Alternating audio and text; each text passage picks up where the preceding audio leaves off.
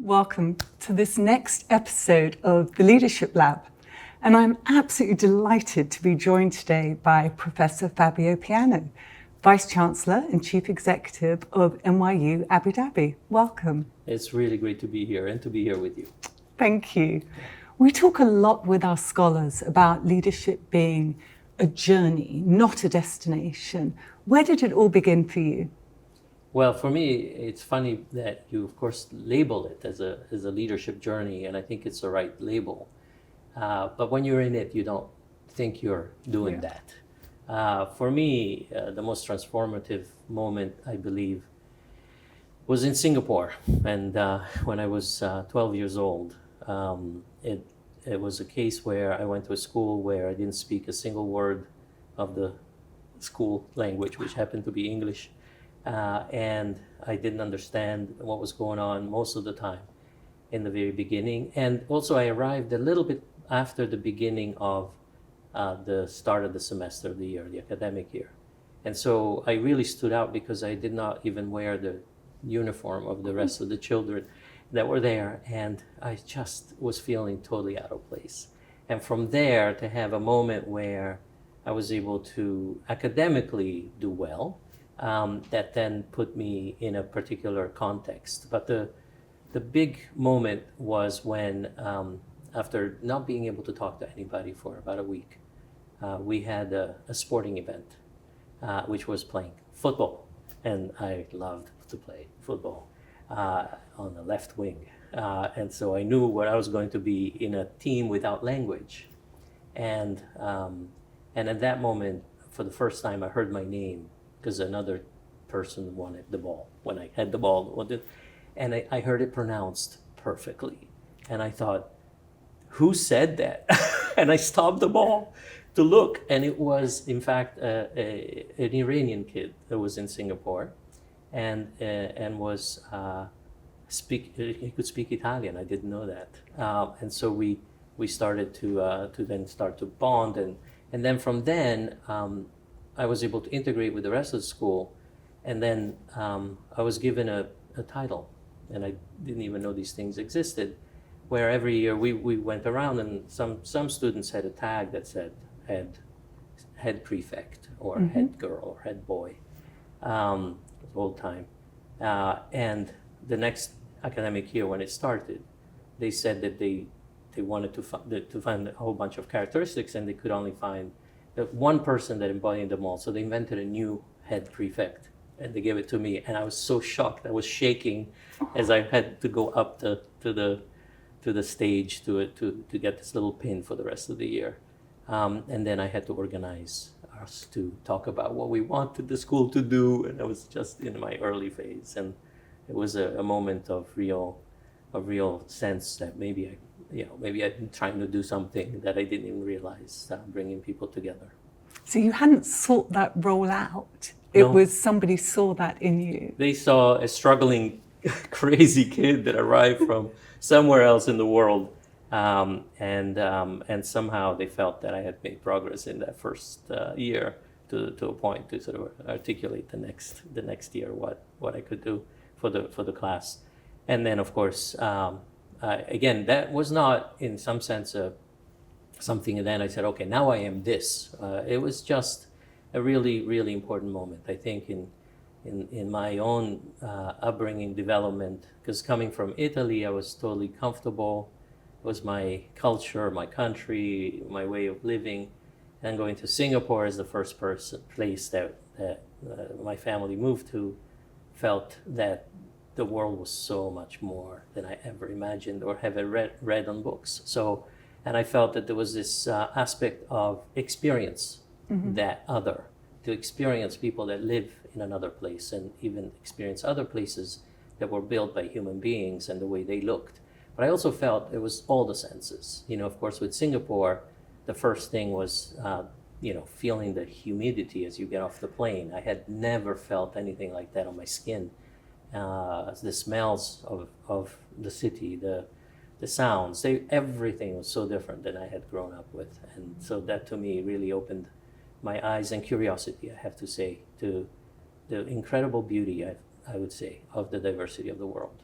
Yeah. And of course, you continued to move to new places, didn't you? You were then in New York and had a long time at NYU there before coming here to Abu Dhabi, and I think also being married to a Scot. So you have a lot of internationalism in your experience. How has that really influenced what you think about internationalism, cosmopolitanism, diversity? How's that influenced your thinking? Well, for me, the way I look at that, I'm actually, I'm insatiably curious. I approach problems even, or even challenges with questions. I want to learn, especially if something is jarring, if something is, let's say, difficult. I tend to have a question first. Why are you saying that, or why is this happening, or where is this coming from? And I really love the diversity that we have across the planet. It's another excuse to learn more things. The connection with, let's say, the United States, in some sense, for me, one of the learning experiences, when I went to Singapore, it was taking a person, from a total comfortable place and being in a highly uncomfortable place for a couple of years, 3 years, during a really important time of life. And then actually the next step was to go to London. And I thought, I'm going home. Yeah. And that was a mistake number 2, because London was not Rome. And thinking that I was going to go to what I remembered was essentially my continent was a mistake, because it was so different than what I grew up with. And what were some of the biggest differences that surprised you, that you weren't expecting? Well, so in Singapore, it was very, I had a great experience of being in classes where everyone was from a different part of the world. And so it was very, very diverse there. When I went to London, again, I happened to be the only Italian, and then most of the other students were English. So now it became, I am one person in a culture that is a dominant culture that is locally. And because of my upbringing, so to compare to the previous story, I found out at my school that my parents found out where to send me because we didn't know the school system. And they said, you should go to this school. I said, okay, I'm going to that school. That particular school, playing soccer was considered not appropriate sport. Really? In London? For the kids in the courtyard. You could play cricket. You could do some rugby if you wanted to, okay. but soccer was or football was not appropriate. So I thought, what is this place? And of course, there is a lot of fans, and of course, there's a huge amount of fans in the sport. It's really big in England, but there was a classist level to it that I did not experience before, and so I learned about that. That's the biggest, if I had to go to a big difference between what I experienced before.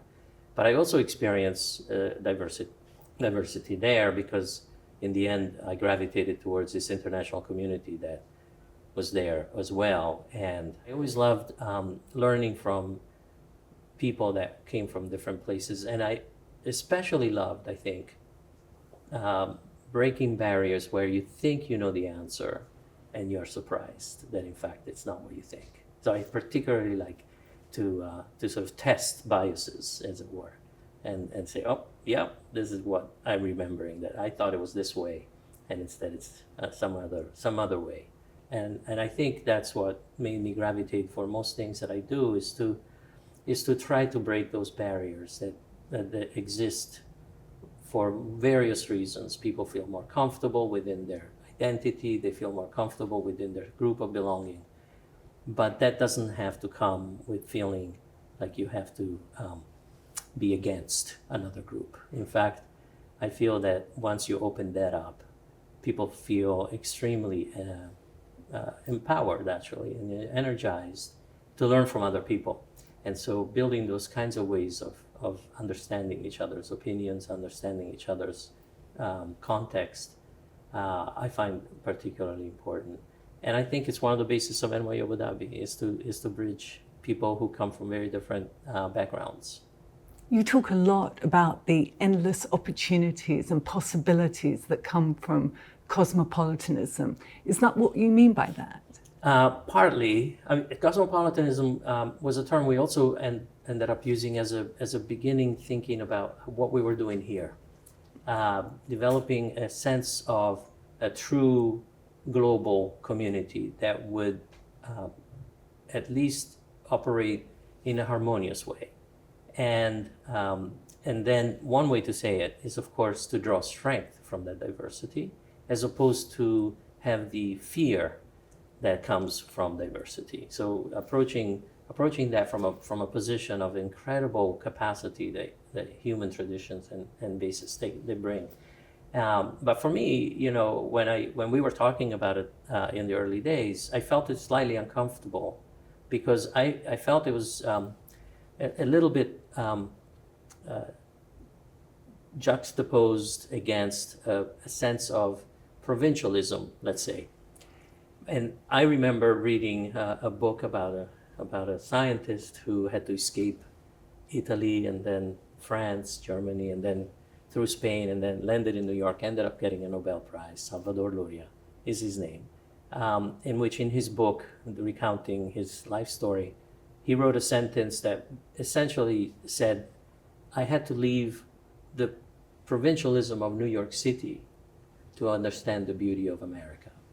And I ended up living in a small town in Ithaca, at Cornell, being at Cornell.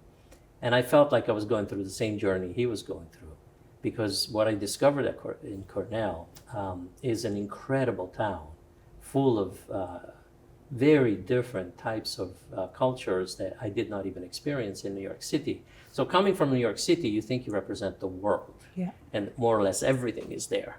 What you represent is, I think, a model of harmonious living for that world. And it's maybe not even the only model, but you also have a lot of these things that I think when I think about the Italian Americans, it's the same for every other culture. So you represent this kind of complex ways in which we see each other, ourselves, in our own traditions from the old days. And I think I'm drawn to breaking those barriers. I think I love when we demonstrate to each other to not be afraid of that difference, to open the mind to things that you were not expecting, and to make sure that we see that diversity with incredible capacity that it can bring. And again, it's because I'm insatiably curious. I think that's got to come down to that. I just like to learn from that. So there are people who are way more comfortable with homogeneity. How do you unlock that curiosity and make sure that people are comfortable with difference? I think you just have to experience it, and you have to experience it in a way that that you can do. So, you know, President Sexton, that was the president of NYU, that brought NYU Abu Dhabi to life. He used to recount a story that is in his high school, which was from his own teacher that told the boys, because it happened to be a boys group, to play another octave on the piano. And to some extent that encapsulates, I think, what I'm trying to say is try to explore outside the range that you feel is comfortable, and see what happens. And oftentimes you don't lose yourself. I'm very Italian. I'm also American, but I'm also really, really comfortable wanting to be part of the world. As you said, I'm married to a Scottish person who makes me want to learn everything I can about Scotland and the traditions of Scotland, because I feel they're incredible. And when you do that, you learn incredible things, right? The ways that these countries have contributed to the world. And Scotland is certainly one of them. Absolutely. Yeah. So you were provost here for over a decade. You've just become Vice Chancellor, so congratulations. Thank you. But when you first came here, you were actually doing two jobs, weren't you? You were still head of the centre that you founded at NYU. How did you manage to do two things at once? And other than being exhausted, what were some of the impacts of doing two things at once? Yeah, this is a very good question. I think we all do multiple things in our jobs, and they just happen to have those labels. And I was obviously not doing things alone ever. And we all get helped by incredible talent of people, and coordinating that is more or less the work. And when I came first here, I didn't think I would come for more than 1 year. And that's partly because I had developed that center in New York with colleagues that Was genomics. it yes. was Genomics and Systems Biology, and the name is also an interesting story because it was a previous name, and that name was more meaningful scientifically, comparative and functional genomics, but it didn't resonate when actually John Sexton in his early part of his presidency said it in a couple of different ways, and so we said, okay, this is not translating, so let's come up with the proper name. And then we were building this big center, and so it felt like, okay, we're making a contribution to our field, and that has its own elements of success you have to demonstrate. But then we were also playing a role in building a whole university and elevating the whole university. So when I was asked to do this by John and Al Bloom, the first Vice Chancellor, which I didn't think this was a case where the conversation, as you probably have heard, sometimes it goes in an odd direction. In my case, Al Bloom asked me to be the provost, and I thought I heard, or I pretended that I heard, that he asked me to be on the committee to search for a provost. Oh my goodness. And I said, I'll be happy to do that. I'll be happy. I said, no, that's not what I mean. I want you to be the provost. And so I just thought that, but I'm doing this incredibly important project. There's no possibility that this new concept is something more important than that. And in fact, I was convinced that it had the elements of doing it. But I also, then I would say, goes back to one of my characteristics.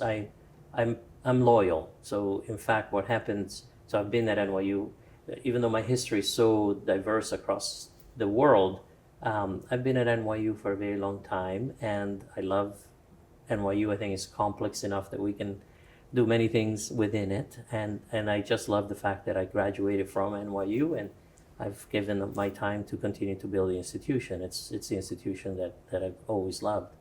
And that coming here, I said I will help. And that's why I thought it would be 1 year, but then I fell in love with it because in many ways it was the kind of thing that connected to everything that I believe in. And I kept the managing of the center with a friend who I asked if he could be the acting director while I would be doing this. So it was Michael Peruganen, who is still in biology, and he became a dean of science in his career.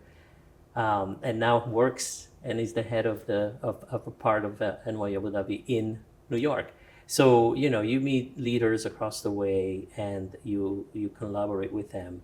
And so that part, it was absolutely a joy, but it was very hard to have these multiple hats. And we would have 2 days, right? The fact that we are some 8 or 9 hours separated from New York City meant that we could have the first day be Abu Dhabi, and I would have the second day be New York. Within the same day? Within the same day. So I had 16-hour days. Wow. That's how you do it.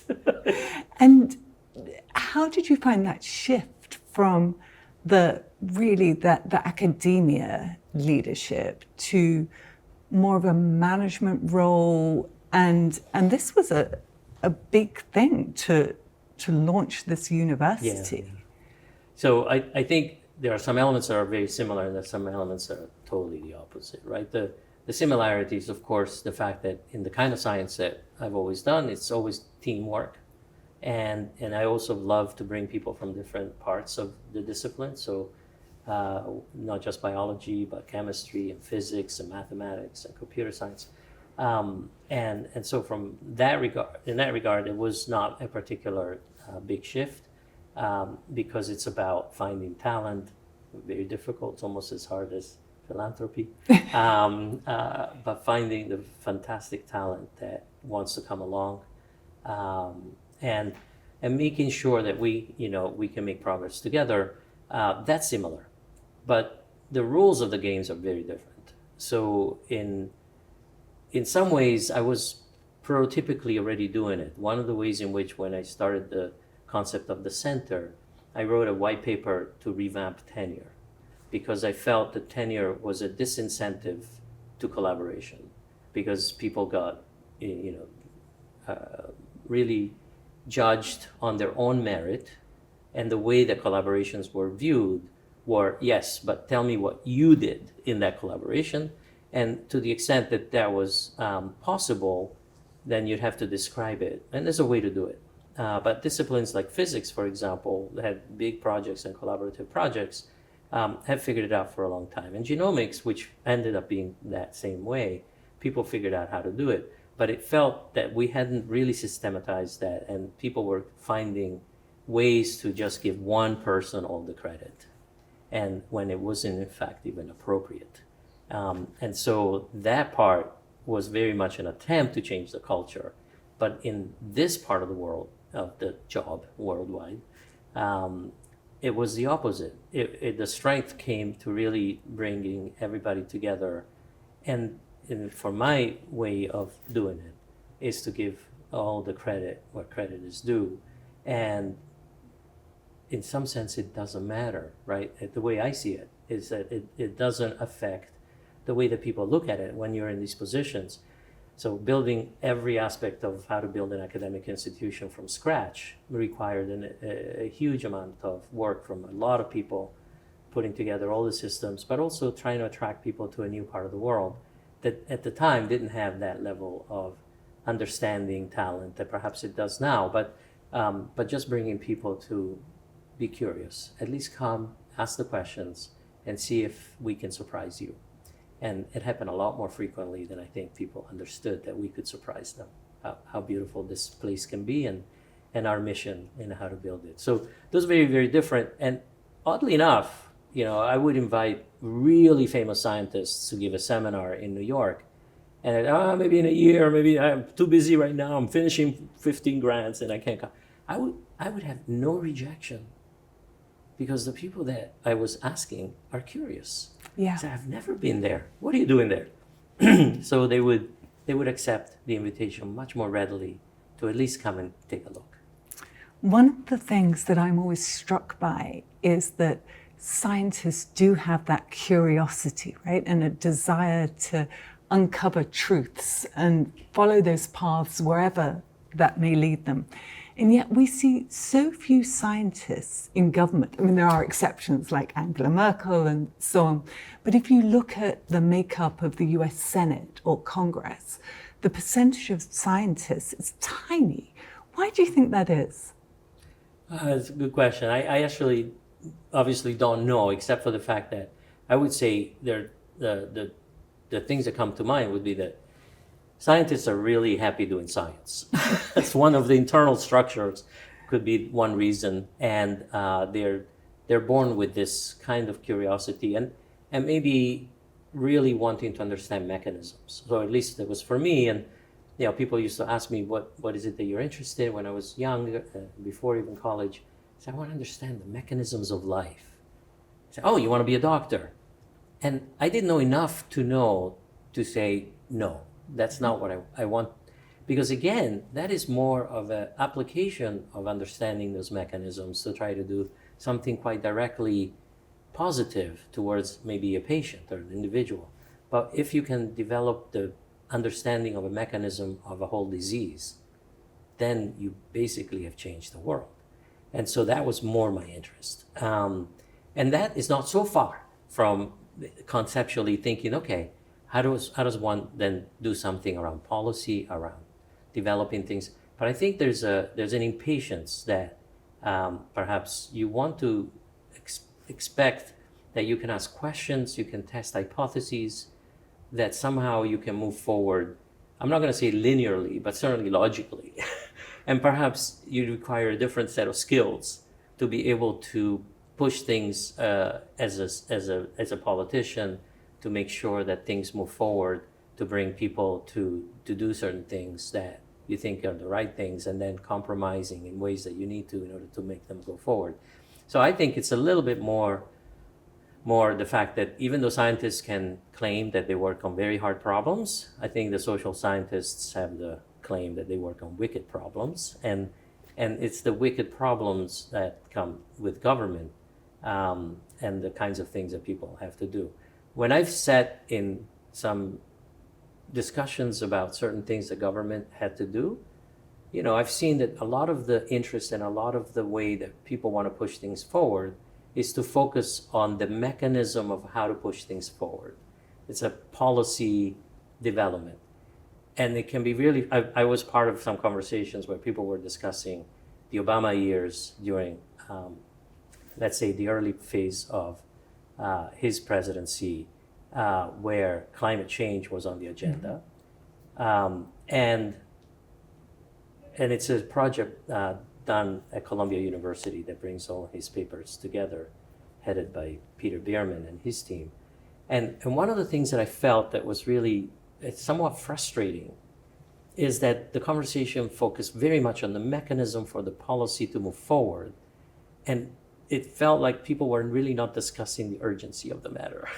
You kind of lost the context of saying, wait a second, we really have no plan B, in a sense of saying, in many cases you have an emergency, you have to have a plan B, but there was no idea of how to, it was just an attempt to try to, let's bring people to do the kind of policies that will help the situation.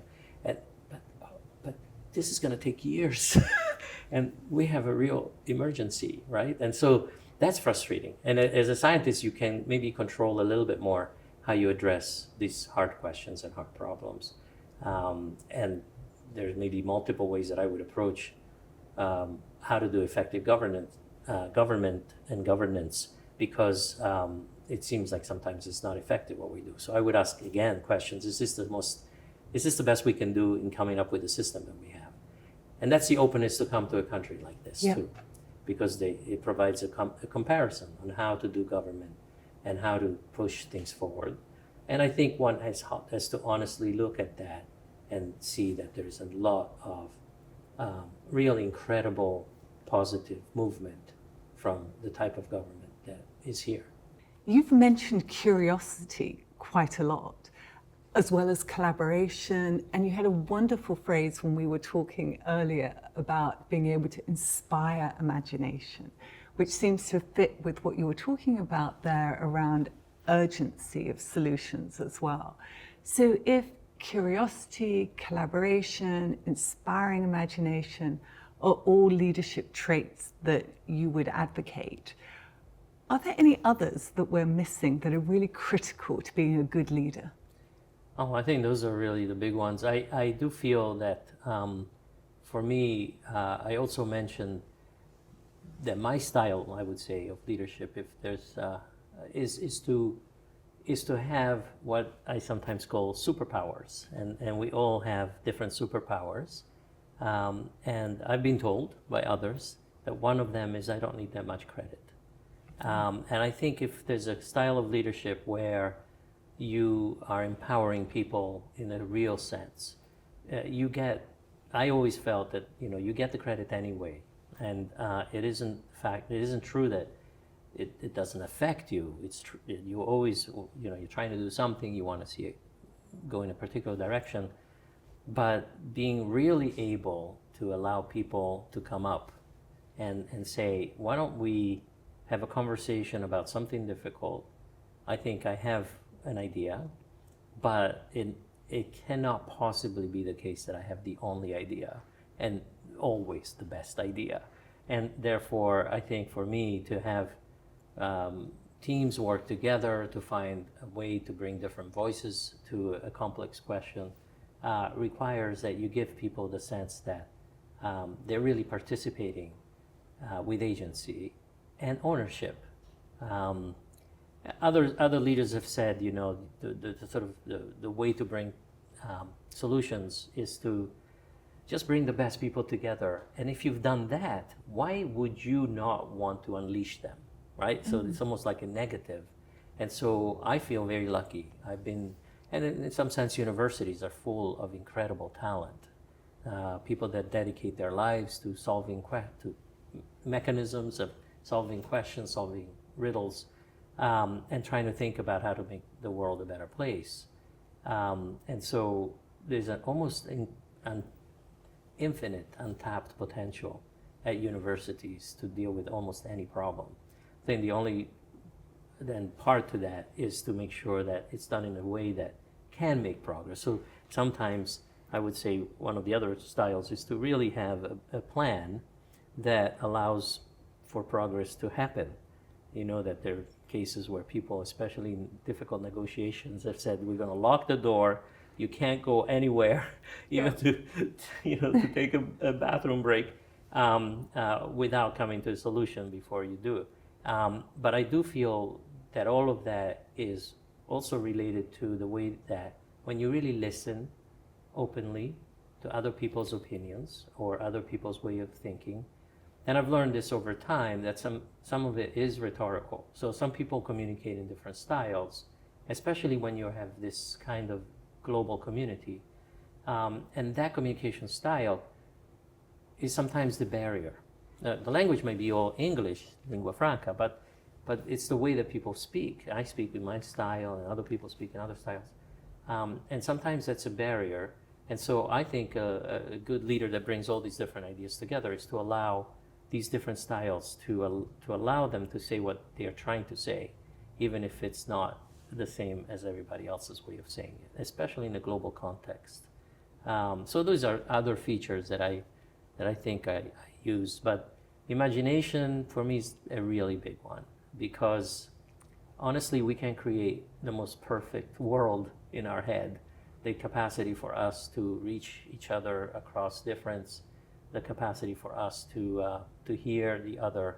And the more we can imagine that world, the more I think we make it a reality. And I feel that we're building NYU Abu Dhabi on that premise, on the premise where this global world is going to have some version of a global society that has to continue to develop across time and into the future in a way that has to find harmony, in a way that we currently see the difficulty of these moments of how we can come together while maintaining our identity as in our communities, but still being able to live with each other in a way that I think is really necessary if we want to have this global world move forward. And I think those are really important goals for us to have. That's obviously on the big geopolitical stage, but there are complex, hard decisions that you must need to make constantly as the Vice Chancellor here. And I think sometimes that's the biggest learning for a leader, isn't it? That there are no good answers, just less bad ones. And we've seen it with presidents of universities across the US, that it's been so hard currently to make decisions which keep actually anybody happy. Can you talk at all about a complex problem that you've had to deal with and how you went about that? Well, I have a joke answer that I would normally give to this question, which is, I have so much talent around me that all problems that are solvable are solved before they come to me. Oh, so excellent. the ones that they come to me are impossible, so I just don't know, there's nothing to do, they're just impossible. But the reality is that they do exist and there are difficult problems. In terms of challenges of difficult moments and even mistakes, I tend to think that when we were building the university from scratch, we needn't be so afraid of mistakes. Otherwise, we would just not be able to build things fast enough. And so we used to say to ourselves and to everybody in the community, don't judge us by the mistakes we make, judge us by the way we respond when you point them out. And so, in the kinds of areas where we could have, seen something better, I think crises that we've had have been in the area of the different communities that are looking at this project and trying to make sure they don't get to be fighting each other So for example, there's a form of government here that is new for American universities or liberal arts colleges. And we had to talk a lot about actually why that is not a problem for developing what is classically an academic institution that has to have the foundations on academic freedom. And we agreed that this is the only way we can have fantastic universities. But again, it was complex conversations more than real mistakes, in the sense that in that case, we were trying to understand where we were, how we could operate, and how to do it in a way that builds that kind of root system that in fact is on the premise of deep sense of respect for different systems. And I feel like we've made a lot of progress. But if you ask me for a very, very tough decision, they are actually the small ones for me.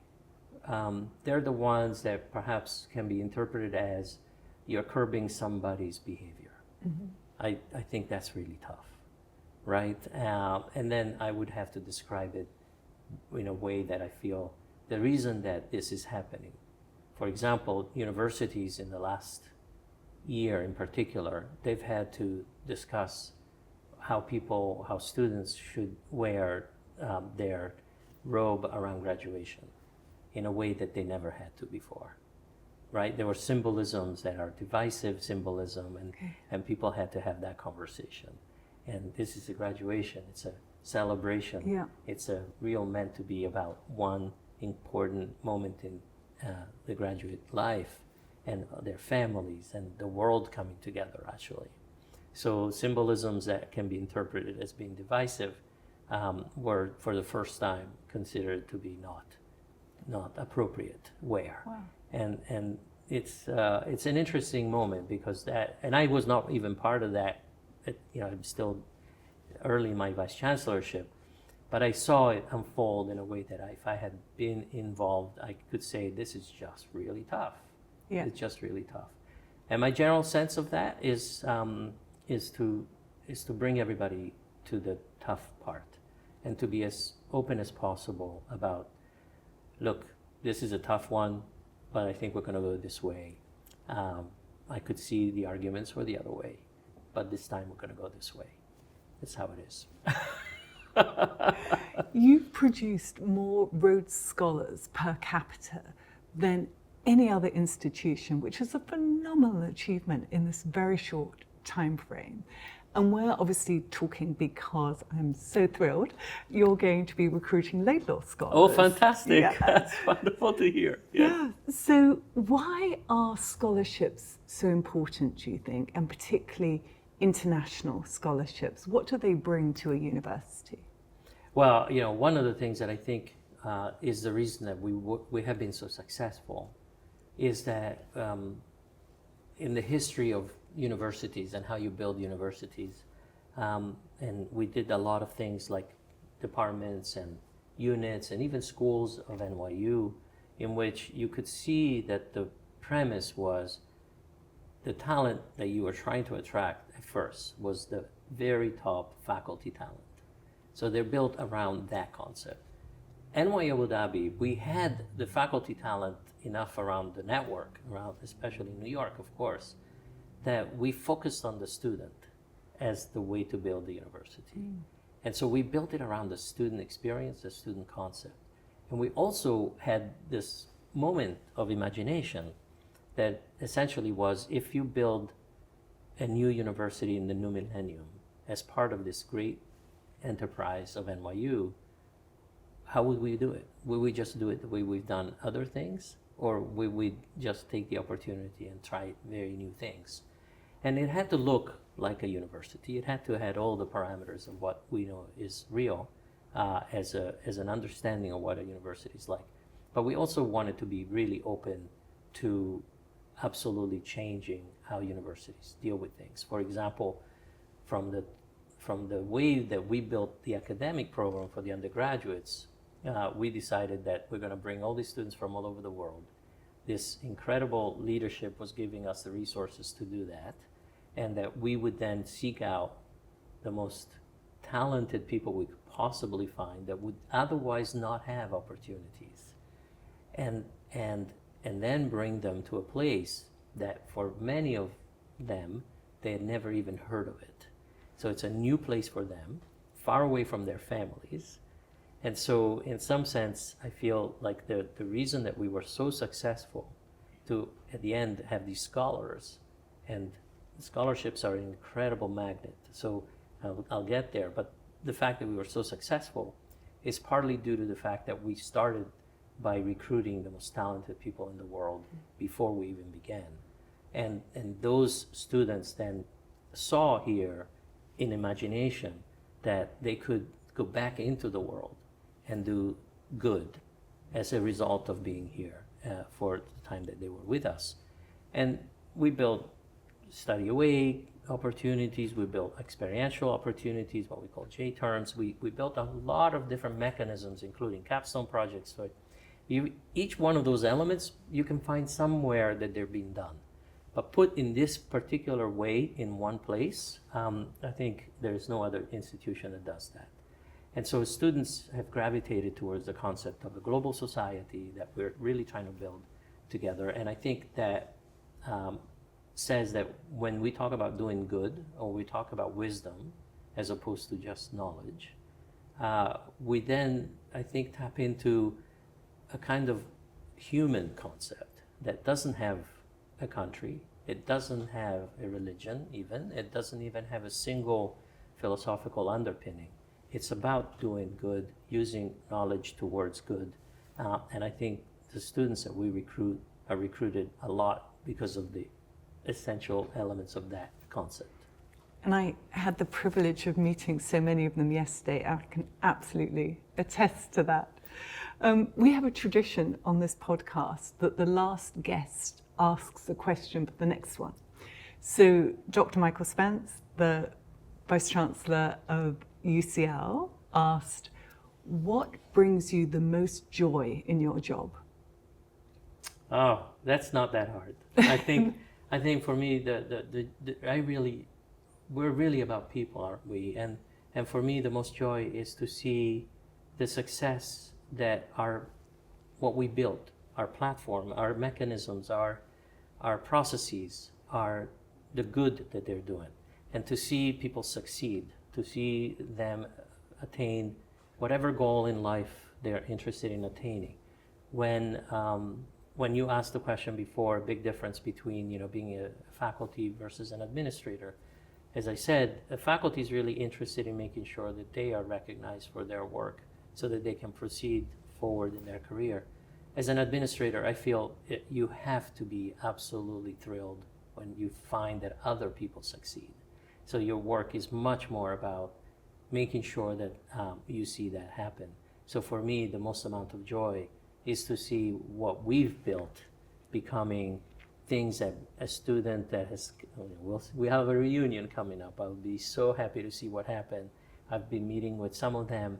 They've told us so many things about what has happened as a result of their education here, how they've done well. But not just students, faculty, of course, but also staff.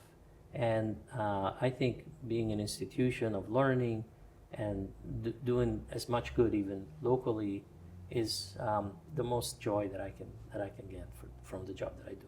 That's wonderful. And what would you like to ask my next guest? Well, your next guest. Your next guest, I could say, in the context of what we do as in higher education, I find it that we are in need of a revamp. What would be the most important parts of how to build the next version of higher education from their point of view that helps the world? It's a wonderful question. I will be sure to ask it. Fabio, thank you so much. Thank you so much. Thank you.